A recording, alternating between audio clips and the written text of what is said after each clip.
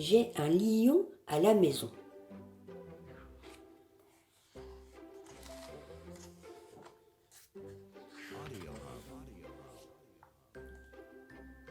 C'est arrivé comme ça. J'étais sortie un instant pour récupérer mon courrier dans la boîte aux lettres, et quand je suis revenue, il était là, dans le salon.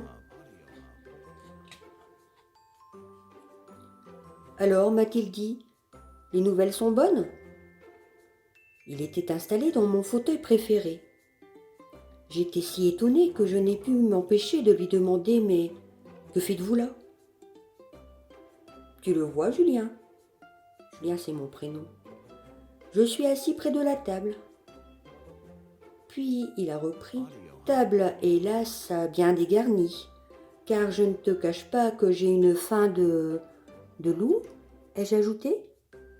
Non, une faim de lion.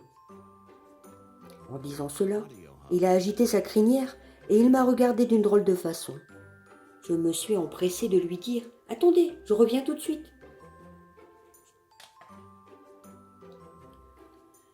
J'ai couru chez Monsieur Tripou le boucher. Il m'a demandé « Que désirez-vous, Monsieur Julien?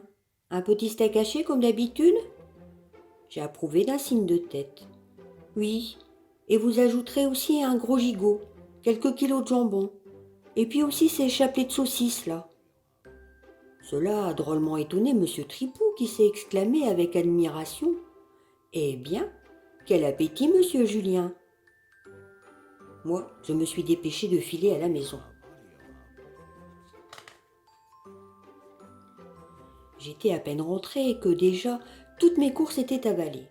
« Ouf, ça va mieux, m'a dit le lion en se curant les dents. Puis il m'a serré chaleureusement la main en ajoutant « Julien, tu es un vrai copain. Au fait, appelle-moi Sultan, c'est mon prénom. »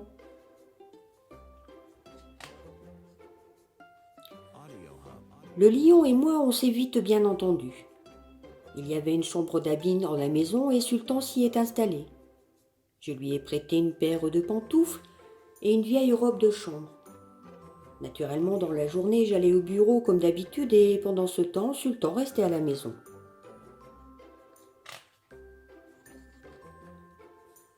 Celle qui a été un peu étonnée au début, c'est Madame Plumeau, la femme de ménage. Elle trouvait que j'avais de drôles d'amis. Mais comme Sultan se comportait en parfait lion au foyer, Madame Plumeau y trouva vite son compte. Sultan faisait la vaisselle et il passait l'aspirateur sur les tapis. Bref, quand elle arrivait, Madame Plumeau n'avait presque plus rien à faire. Du coup, elle passait son temps à lire l'avenir dans les lignes de la patte de lion, et il adorait ça.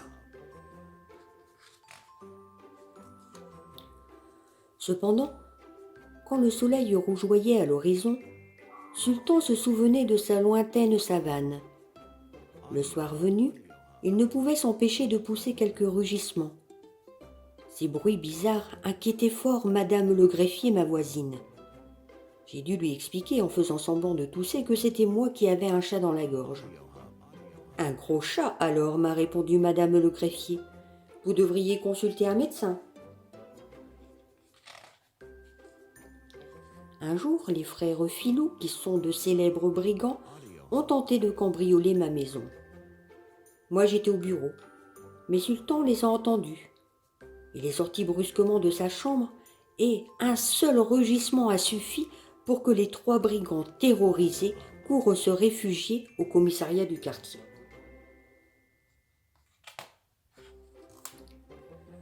Quand je suis rentrée chez moi, le commissaire en personne m'a félicité.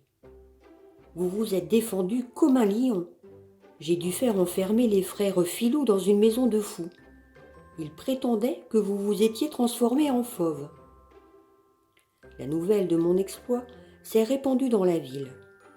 On me regardait maintenant avec admiration, mais aussi avec un peu de crainte. On me trouvait changé. Monsieur Tripou, le boucher, prétendait que c'était à cause des bons steaks qu'il me vendait en abondance. Notre vie aurait pu se poursuivre longtemps ainsi. Mais un soir, en rentrant du bureau, j'ai trouvé Madame Plumeau en pleurs. Je l'avais prédit, a-t-elle dit en me tendant la lettre que Sultan avait laissée avant de partir. Désolé, Julien, mais je rentre chez moi. Ma savane me manque trop.